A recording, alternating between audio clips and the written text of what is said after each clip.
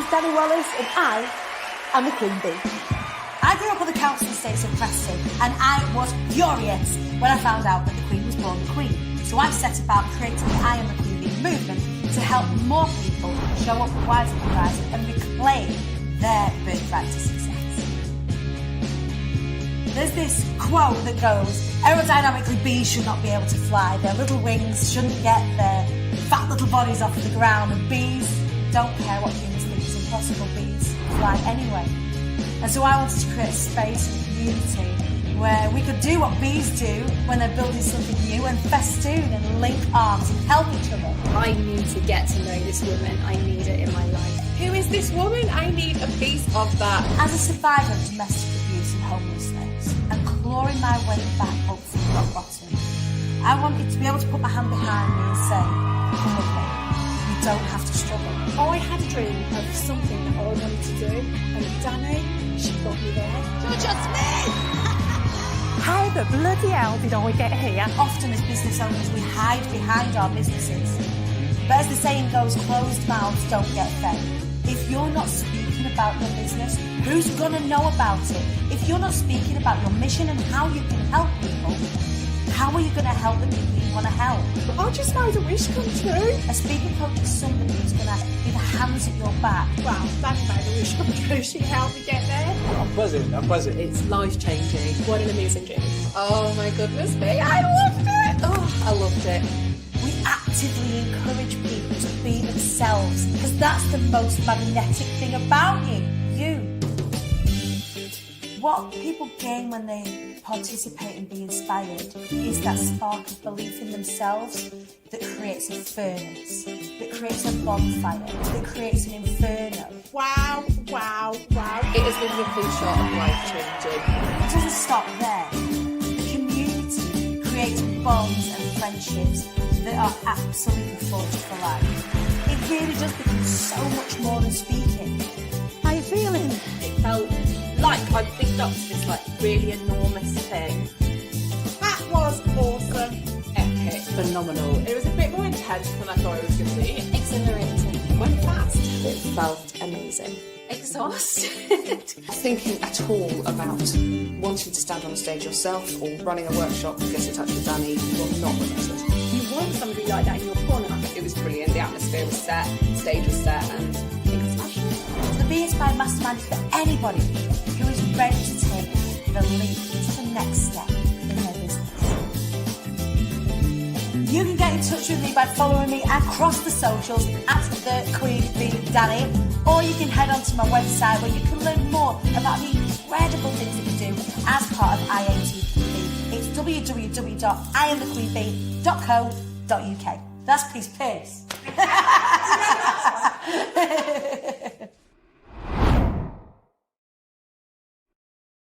Good morning, everybody. I don't get tired of watching it. I mean, it is just for this week. We will have the normal title sequence back next week. But whilst the doors are open for Be Heard, I thought, do you know what? I'm just going to celebrate the Jesus out of that video because it just means so much. When Dave and the team showed me the video last week before I got to show it to you all, honestly, it made me cry. I was like, oh, look what we've created. It's amazing. So yeah, it's what a ride. So I flew solo yesterday. I flew anyway yesterday. And we were talking about, what was happening over the weekend. We was talking about sort of celebrating. How do we celebrate when big things happen? I've decided to throw a gratitude party for my family because I don't know how to celebrate myself. Yeah, I'm still trying to work that out. Maybe like I'm going to get a new tattoo, another one, even though I got a new one. It's nearly healed, you guys, so I can proper reveal my leg to you later on this week. But yeah, maybe get this shoulder done, maybe get a proper hive situation and some really cute fuzzy buzzy bees or something like that. What do you think? Let me know in the comments. Look at the Bee of Destiny, everybody. It is filling up. My goodness me. The doors are still open. They close at midnight on Friday for Be Heard. There are lots and lots and lots of spaces still available on Be Heard. Be inspired as all sold out now. I know, it's incredible. We have opened up a couple more spaces on Pro because so many of you have been like, oh, I really want to go Pro, but I need to just like sort finances out. So the original 12 spaces have gone. We've opened up another couple of Pro spaces if anybody wants them, but still, Be Heard is an absolute game changer. Amy Blaney, your name is up there. There she is, Amy Blaney over there. She's she's jumped onto Be Heard. I'm really, really excited. And it's just so lovely. So many of you have. I just feel like I've been dead lucky. All of my favorite people have decided to get involved this time. And where can you get information about Be Heard? Tracy, if you go to iamthequeenbee.co.uk and then click packages and then Be Heard, you'll be able to, it'll break it all down for you there. If you do want to jump in, I have a promo code for members of my community. So please, please, please do reach out to me and we will hook you up with a promotional code that will give you £100 off Be Heard the standard and £200 off Pro. So please, please, please make sure if you are jumping in, let me know so we can sort you out with that promo code and get you some monies off. If you do jump on this time, and so these 20 spaces, they went over the weekend. That was it. It was done and dusted. Like, I opened the doors and then closed the doors again because it was just like, oh, okay. I have to close the doors again. Because it is over 2 days and that's a lot of speakers and we've got to make sure that the program is fantastic and that we're not stretching it out too long. And I don't do things for the sake of greed. So what we've got there is an incredible 2-day show. Tickets for Be Inspired will go on sale next Friday. So just as an FYI, keep your peepers peeled. It is next Friday that tickets will go on sale to the event itself, which is on the 30th of September and the 1st of October. So yes, what was I going to say then? If you do jump on to Be Heard and you actually wanted to do Be Inspired, we will hold the promotional price for you for next time. So the price is going to go up to $5,997, as is right and proper. It absolutely should do. There's a lot of behind the scenes stuff that goes into creating that mastermind and an event and everything that happens around it. So, but we will hold for anybody who is on Pro or on Standard who wants to do Be Inspired next time. You can secure that price now for then. Makes sense? So we open the doors again in October. I have another event I'm speaking at the very next day. My God, Nina, she's like, pow, pow, pow, pow, pow. I love it. So Jeanette, my goal is to do Be Inspired one day. It looks amazing. It is amazing. But Be Heard is amazing. Here's the thing, that just that program in and of itself, I was saying this yesterday, the program in and of itself is a game changer for the people that get involved. It's for people that allow themselves to start to look at these things and start to structure what it is that they say and start to be more intentional about what they say. And we cover all sorts of things through the confidence, the obvious stuff like the confidence of speaking, how to get through any limiting beliefs you've got around your visibility, but also then we move into structure and how to create sort of happenings and events within your business that you can speak at and reach more people. So this, it spills into your brand work. It spills into your PR. If any of you are writing books, all of these. I also want to do Be Heard or Be Inspired when I can, definitely on my vision board. Such an honor. Like, look, to be on people's vision boards, it makes me feel like dead emotional. So because I'd never expected it. I knew what I wanted to do and I knew what I wanted to put out into the world. And I think one of the reasons why this has been so successful is because everything I've done hasn't been with a figure in mind, hasn't been with money in mind. It's been with delivery in mind. And I think that's probably what I'm still confused. And I know a lot of you aren't. But I'm still confused, and I think it's because it's gone so well because it's been with the outcome for everybody in mind, and it's such a whole person event. When I say a whole person, everybody gets something from it, whether it's, on Be Inspired or whether you're a ticket holder and you can become an affiliate and make money that way from it, or you're just there for your personal development and you grow, or, you completely change direction off the back of working with me. All sorts of crazy stuff happens for everybody when they get involved with it. So I think everybody's seeing this happen a number of times. We've been able to rinse and repeat this a couple of times now. People can see what it is and it's working for people. So I think that's probably, I don't know, I'm mooting it out and trying to work it out. But leading with my intuition and leading with my gut on the decisions that I make, and maybe not doing things the normal way, is, I think, perhaps one of the things that has made this bit a success. And next week, I'm going to be talking to you a little bit more about what did I do behind the scenes to make those sorts of stuff happen. You're going in the right corner of my vision board with Sarah Stone. Yes, we've actually shall I sneak you in some of the bonuses? I've not told you about any of the bonuses yet, none of them. Sarah Stone is going to be coming in to speak about getting intentional and activating your intentions around what you're going to do with the knowledge that you have, having done Be Heard. So that's for our pros. Like I said, there's a couple of spots left on that, but for our pros and for our mastermind, we've got Sarah Stone coming in to specifically talk to us about that and setting activations and what have you.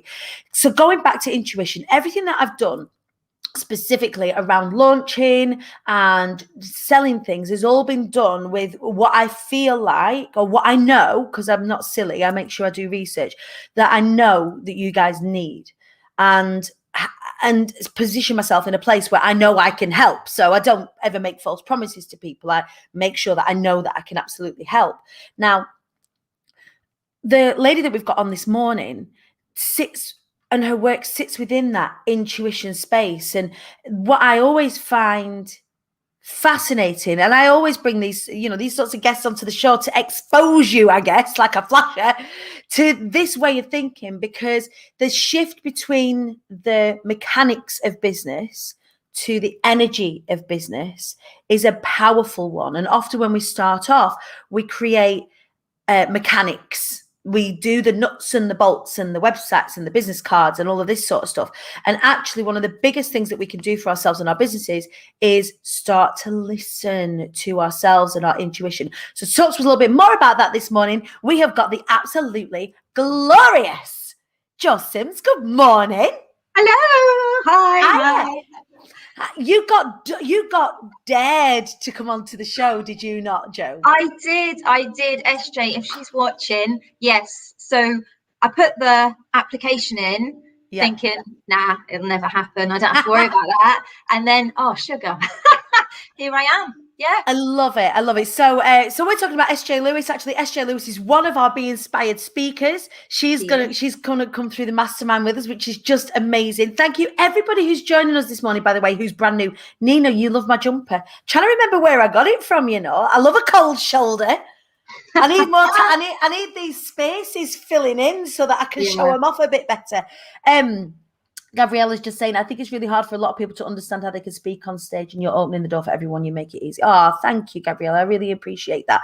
So going back to the energy that is involved in making decisions and in life, it sort of centers heavily around what it is that you do, isn't it? You work in the intuition space. Tell us, Jo, a little bit more about what you do.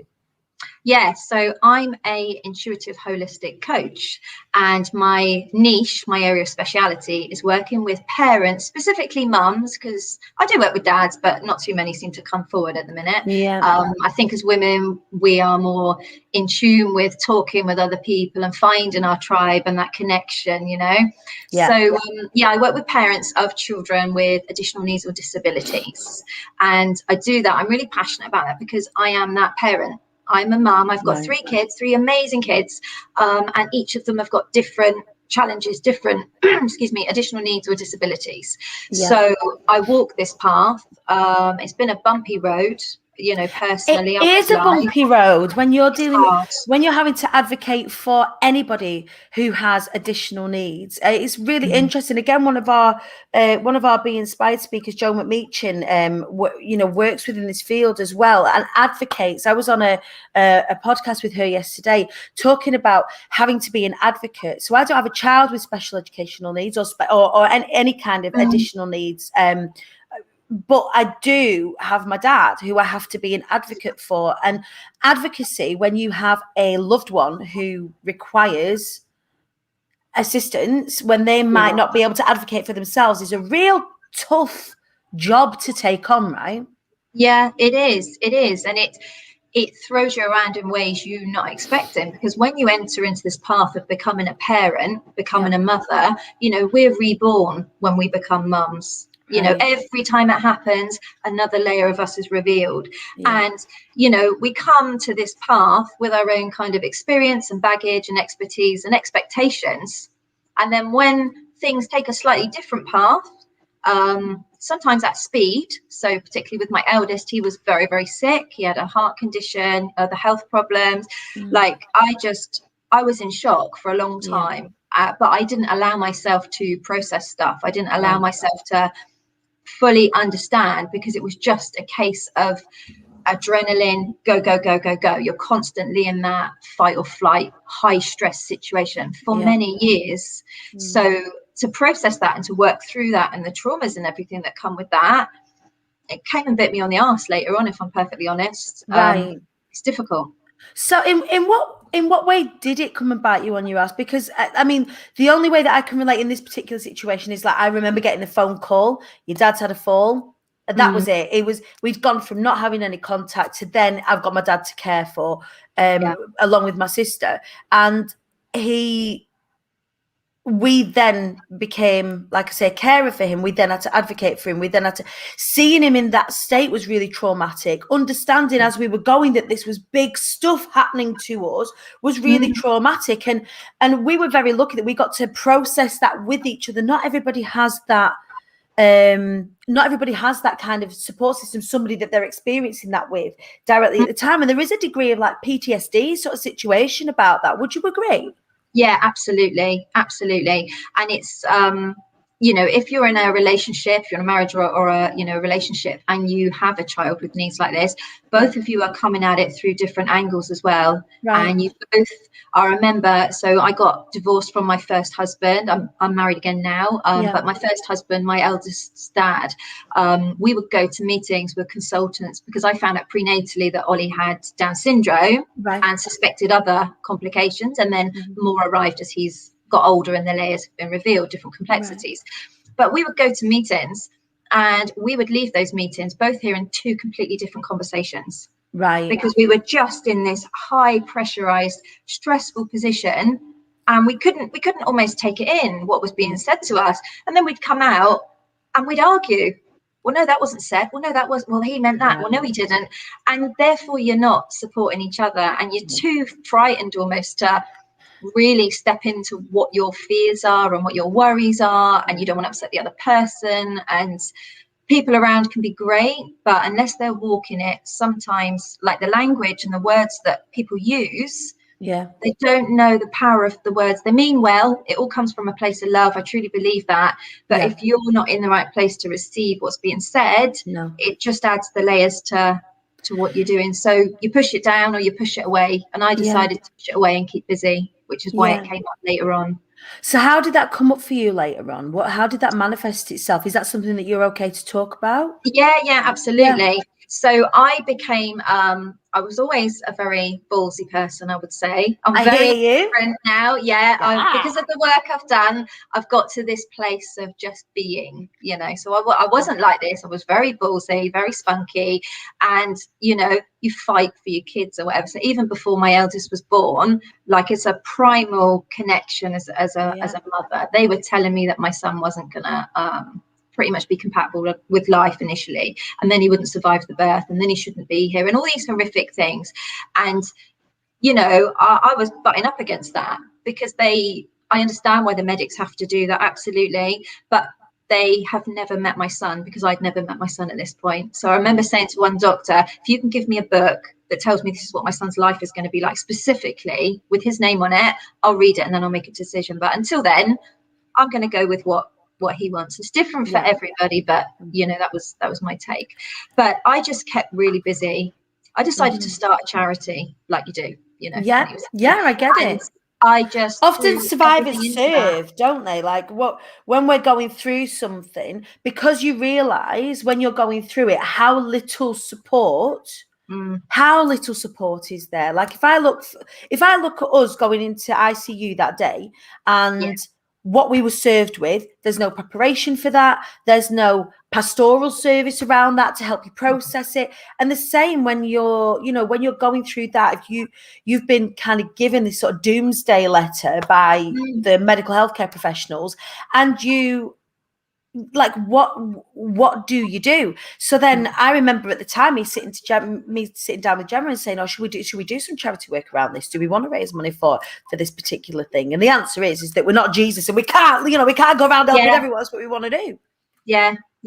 But you don't always think straight as well, do you? You're in this survival mode, and you're also, for me, I was very much in a mode of, because when I had my eldest, I was in a very good career. I was sort of top of my game, if you like. I was married, I had a couple of properties. I looked like everything was, perfect. There's no such thing as bloody perfect, but, externally. And a lot of people, I felt, were judging. How's she going to cope? It's going to ruin her life and all this stuff, which is absolutely not the case. Life changes anyway. But I kept busy, and I kept so busy that I really didn't acknowledge any of that stuff. And I got to a point where I was so burnt out, that I was just constantly exhausted. I was living in a place of constantly being in the future, of constantly, because my son, he's getting better now. He's getting older. He's got airway problems and all sorts of things. So he'd have a SATS machine at night time, which would monitor his oxygen levels. And we spent so long in hospital for years, in and out, unpredictable hours. If anybody out there has got kids that have got open access, they'll know what I'm talking about. So you get exposed, and you're constantly in this environment of hearing beeps all the time, of alarms, being on high alert all the time. So I would constantly, for a long time, even when Ollie was well, I would be checking him all the time, thinking, oh my God, is he alive? Is he going to die tonight? Literally that thought process in my head is such an unhealthy place to be. It's not good for you, and it's not good for those around you or your child. It's awful. No. Yeah, I hear that. So you're in this like high alert situation. You're in this this constant state of fight or flight. If we look even at the physiology of that, you're looking at things like adrenal fatigue, you're looking at things like this exhaustion, that has a direct impact on things like mental health. That has you are, sometimes I find, anxiety, when you're living in anxiety, it dresses itself up as depression because you're so exhausted. So you then start to get medicated for depression, but you're not actually depressed. You are tired because you are anxious, and we're not treating the anxiety. Tell us about your work now and how that helps people deal with that, I guess, because like you say, we all of us, I think, for the most part, when you're in the service industry, are in a position where we're kind of reaching behind us and saying to the people that are around us who are experiencing the thing, you don't have to experience it like that. It's okay. If we can take out as many hurdles as possible for you, then that's what we want to do as people who serve in the industry. So how do you help people in that space now? It's quite unique, the work that I do and the way I approach my work. All my work is bespoke for the people that I'm working with. And it's funny you say that, because to be in a place to work on yourself and work on this really deep stuff, you've got to have an awareness. You've got to be motivated enough and get to that point where you think, I've had enough of feeling like this. I don't want to feel this bad anymore. For me, I actually went to hospital several times with problems with my heart, and it still wasn't enough to make me go, hang on a minute, Jo, there's something you need to stop now. So if you don't realize, if you don't understand in yourself, and other people aren't telling you, eventually your body will tell you. Body will tell you, and we need to listen. So when I work with people, I had over 10 years working as a mental health nurse before my son was born. I'm a trained counsellor, and I'm a coach, and I do spiritual coaching and also energy work. I'm a holistic practitioner. So I bring a range of tools and techniques in my toolbox, if you like. Yeah, your arsenal of awesome. My massive truck, and I sit with that person, and I will take them through what is going on for them, and I will help them deal with the trauma that is kept inside of their body. And there's a real power in connecting with someone who you feel completely safe with, who gets it, that you can. People talk about having a shadow self, don't they? A dark Yeah. side of all the nasty stuff that we don't want to look at because it's ugly. We've all got it. But you've got to look at that because this is where all that stuff goes. Right. And you've got to say that stuff, say the words, connect with what's going on. Yeah. And then you can start to work through it. So I use all these different tools and techniques to help people do that. And it's even like connecting with things like, it's not fair. Why me? Why him? Why them? What? I'm angry. Like, why am I having to pick up all of this? And it's hard, I think, when you're caring for somebody to allow yourself to release that outside of yourself, because that goes and sits in you in a real physical way, I think, sometimes. And if you don't have those safe people around you to say, look, I'm going to say some things now. And it isn't that I don't mean them, but I also know that either they're not wholly rational, they might not be nice things to say, but I'm going to say them because I need to know that I'm not cracking up. Like at the beginning, I was like, I don't want to have to walk in and look after him. I don't want to. He's been really hurtful to me in the past. You know, he's been a pain. Like all of these, like, why have I got to look after him now? Where's is you know what I mean? Like saying that. Allowing yourself to look at because one of my core values is kindness. One of my core values, the way that I am intrinsically built, is that I want to be kind. So then when I'm having unkind thoughts, what does that do for you? Where do you go? You constantly beat yourself up, don't you? And with mums, we get mum guilt from the minute that baby comes out. The cord hasn't even been cut. We've got mum guilt about everything. And to say those words, like you're saying, those feelings, those emotions, if we don't connect and process that, it festers, makes us ill, but also it breeds resentment, and that can then come out and affect your relationship. It's not that you don't love your child or love the person that you're caring for. It's not about that. It's a very complex process. But we also lose ourselves when we can. Not everybody. Some people are fine and that's amazing. But for a lot of people like me, you lose your identity, you lose yourself because you put on a number of hats. You become a therapist, you become a caseworker because you're firing off emails, you're fighting services all the time. You're an OT, you're doing physical therapy, you're running to the hospital, you're sleep deprived, and then some for years. So where are you? It's hard enough for most moms to carve that out, but then with extra layers, it's tough. Yeah, absolutely. And then when you do have a child specifically, I guess, with these additional needs, it's where nobody wants to think of an end point. There's no end point then. Like, so where does that go? Because you don't. One of my dear friends has a child with additional needs, and he's only maybe 5 or 6 right now, and he's going to have these needs. They're not going anywhere. So that guilt then is that where is the life has been turned upside down. There, both her and her husband's lives have been turned upside down. What do they do with that? When they originally planned their lives, it wasn't that they were going to be looking after their son into their old age. That all of a sudden their retirement looks very different, and they're only in the 30s. Their retirement looks very different. Their onward journey for their son looks very different. They've got to make plans for that. None of these things we don't get to. There's no map. There's no manual for these experiences. So I think your work within that particular space is just absolutely phenomenal. When do people approach you? How do people know to find you? Well, I'm fairly new in this online space, so this is a big thing for me today coming on here. I'm so happy that you come on. I'm really proud of myself, and thank you for having me. But yeah, they can hook up with me on Facebook, Joanne Sims, on my personal page, that's fine. Or I have got a group. So I've got a group for Send Mums called Send Mums Together. And that's really to have that community space. It's not a diagnosis-led group because a lot of groups are for parents of children with autism or whatever the condition is. Very specifics. Yeah, and because my children have a multitude of needs, we don't fit, if you like, even in the SEN space anywhere specifically. So it's diagnosis free because the emotional journey as a mum is very, very similar, disregarding whatever. So I want that space to bring people together so they can come and apply there. or they can, what else can they do? They can email me. They can email me. I'll send you my email and connect with me that way.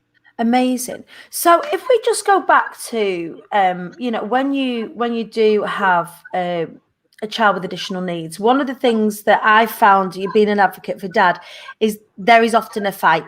There is often a battle. I feel like Rocky. Every time we're called into an MDT, a multidisciplinary meeting, every time that we have to work with his care team, his social work team, his legal team, constantly having to advocate is quite exhausting in and of itself as well. Do you? One of the things that I found is, and again, this is something I was talking about yesterday with Joe McMeechin, is the white coat and suit syndrome as a parent or as a somebody with a loved one who has requirements that mean that I have to advocate. It's sometimes quite intimidating to go into those rooms with those professionals because you're not deemed by them as an expert. What would you say to the parent going into those? I would say you absolutely are the expert. Absolutely. And a big part of my work is empowering those parents who feel like they've lost their voice. Right. So in everything else you like you say, you go into these experts, but they do not know your child or your relative like you do. Right. And sometimes my son he's not verbal. He's got severe communication difficulties. He's got a few words, but that's it. I know him so well. Right. The same with your dad or anyone else who caring for someone with dementia or whatever, because their cognition fluctuates. It's very, very complicated. You know that person. Right. You know them inside out. There is no professional on this earth who can know your loved one like you. So you are in a position of power. And you absolutely need to go in and say what you need to say and be heard. Do not be afraid of saying anything. You go in and you advocate for your loved one. Yeah, I think it's the fear, isn't it, of being that mum. The difficult one or what have you. Yeah, but we have to be, because I think that the medical teams that deal with our loved ones are treating it case by case, and they're not looking at any layers. They're looking really at the bare balls of the thing. And so we're sat there as the experts. And I think what you said is really beautiful, that actually when you enter a room full of experts, you are entering the room as an expert, because they don't know your child as well as you. You're the expert in your child. So they could be suggesting things in terms of treatment. They could be suggesting things in terms of therapies that your child won't engage with because of their sensory issues, for example, or they might have a peg, or they might have a trachea or something like that. And they might, or because of their cognition or their word finding or all of these things, they don't know the intricacies of your loved one the same way you do. So with dad, for example, we know that if he ever gets tacky, and they've rung us and say, just last week, your dad's not very well. We're treating him at the moment. We think he's got a chest infection because that's how he's manifesting. And we was like, what does his skin look like? Just check on his skin.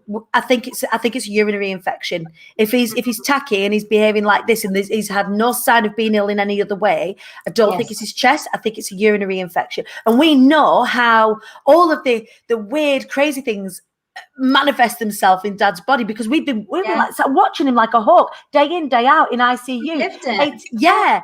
So when the medical healthcare professionals, sometimes they do get it wrong, and we've got to say, no, please go and do a draw, go and check his weight, go and check him. Stop what you're doing and stop looking at his chest, because it's not on his chest. No. Oh, he does have quite high markers. We're like, we know. It takes a lot out of you, doesn't it, to have the courage and strength to almost argue with them that, no, I don't believe that. That's not my truth at the minute. Please listen to me. And I spent so many years being that arsey mum on the phone, in person all the time, shouting, losing my rag to get my point across, and all my energy was completely depleted. There was all the micro stresses on top of the massive stresses. I was done, but I kept going like a dog with a bone. I will not give up. I've learned now through the process of what I've been through how to fight and get what you want without actually fighting and getting the outcome that you want. And maintaining your well-being. I think that when you're on this path, it is a lifelong journey. So you can't afford to get burnt out. You need Yeah. to look after yourself. It's like turning on the tap to the emotions and then letting that energy go. What would you say to somebody to help them? If just as like I guess a top tip in the first instance, what would you say to somebody who's in that sort of fight space at the moment? They might be fighting, they might have a parent in a care home, they might have a child with special educational needs, they might have a child with multiple, really complex needs, or they might just have somebody who they're supporting in life, right? And they've got to advocate. What would you say to them to help them protect their energy? Because, we talk quite glibly often about putting your oxygen mask on first. So we get that, but we often don't listen to it. What would you say to that person? How do you protect that energy? It is imperative that you keep a connection with yourself. Right. So all the things that you hear that I used to hear before I'd made the transition in myself and prioritize my well-being, breathe. Breathing is so simple. Taking time for yourself. And honestly, my day is so chaotic. It's so unpredictable. I would watch things, I would see people talk, and I would think, you haven't got a freaking clue what you're talking about. I ain't got time to stand there and breathe. I haven't got time to do this. I haven't got time to wipe my backside, to be honest. Life is crazy. Like, these people don't know. But it is massive that you stay connected to yourself. And even if you can just take a couple of minutes in your day to breathe. So there's a couple of things I do. It's Mental Health Awareness Week, isn't it? So I put a post up yesterday, and it's really prominent, that every time you have a drink, cup of tea, glass of water, whatever you do, go to your back door and stand. Even if you don't finish it, have a couple of sips in the fresh air. If you've got a garden, just get the sun, get the vitamin D on your face and the wind, connect to the elements. Because in those couple of minutes, if you can just stop and breathe, the more quiet we are, the more we'll hear that inner voice, and it'll tell us everything that we need. And, you don't have to sit there and meditate for hours, because life gets in the way. We haven't got time for that, But there are things you can do, and that will be protecting your energy. That will be allowing you to think about how you are using your energy, how you are conducting yourself. Do you really need to scream and cuss and shout? For me personally, I used to do that lots and lots of times. Or is there a different way of doing this? Is there a different way of prioritizing what you are spending your energy and your time on, and still getting the result that you want? Because there 100%. More often is, You've inspired me to kind of go out. Like, I've got my brew here, and I hurtle from call to call to call, and actually, to stop and go out and sit. I've got a nice back garden. I can go stand in now. It's dead nice. I've not long since moved house. I'm going to go stand in my bloody back garden and just stand against the wall. In fact, during the challenge last week, was it Nina Spencer? I think she's popped off now. Was like, go outside and have a brew. Like, don't sit at your desk and have a brew. Go outside and breathe in the air, unless it's chucking it down. She's you might want to go out. Even if you haven't got a back door, if you're in a flat, for example, if you're in a tower block or something, sit by the bloody window, open the window. There is a way of doing this stuff. It doesn't cost money, and it's free. And in those moments of high stress, if you can just do nothing else but that is going to serve you, but in turn, it's going to serve the person that you're caring for, and give you more energy to go forward. And you doing this is not selfish. It's selfish of you not to do it. It's the other way round. If you're depleted, you can't care as much as you're able. And, you've got to fill those reserves back up. And it's so important. Jo, thank you so much for sharing this morning some of your journey and some of the things, your insights. It is just such an honor to have you on the show and to connect with you, and hopefully you'll come on into the hive and come and be in there and come and network with us and come and hang, because we're kind of cool. Awesome. We're a nice gang, aren't we, you lot? But yeah, Jo Sims, make sure please put your contact details or your group details into the comments on the Queen Bee Daddy page on this live. That would be brilliant. And then if anybody out there wants to connect with Jo, then please do. The work she does is phenomenal. Jo Sims, thank you for joining us. Lovely. Thank you. Bye. So there we go. Interesting conversation this morning. Listening to yourself. And we talk about this all the time. I bang the intuition drum like it's going out of fashion. Guess what? It's not. It's the new black. It's the new coming into fashion. Gone is the busying ourselves trying to look after other people. We've got to busy ourselves with looking after us so that we can look after other people. So thank you so much, Jo, for that really timely reminder, I guess, right now for all of us. So with that in mind, I've got about 15 minutes before my next call. I'm going to take my brew. I'm going to go and stand outside in the garden and go and have some fresh air with my coffee. Thank you so much for joining us this morning. Everybody who's came along for the conversation, please do get in touch. If you want to connect with Jo, have a look just in the comments. She's going to pop her contact details on there. If you're wanting to jump on to Be Heard, and I saw some of you were wanting to hold of the promo code, let me get into your inboxes, my darlings, and I will furnish you accordingly. We still have spaces. Couple left on Pro, loads left on Be Heard. Be Heard is the game changer. Come and get involved. Right, you lot. I will see you tomorrow. We are joined as we share more on Mental Health Week with the glorious Chocolate PR with their famous 5, talking about what they're doing, not only to raise awareness around Mental Health Awareness Week, but also what they're doing for the Flying Away Foundation in the process. So please do join us at 9:30 tomorrow with Chocolate PR and the famous 5. In the meantime, have a cracking Tuesday. Go rip it up. I'll see you.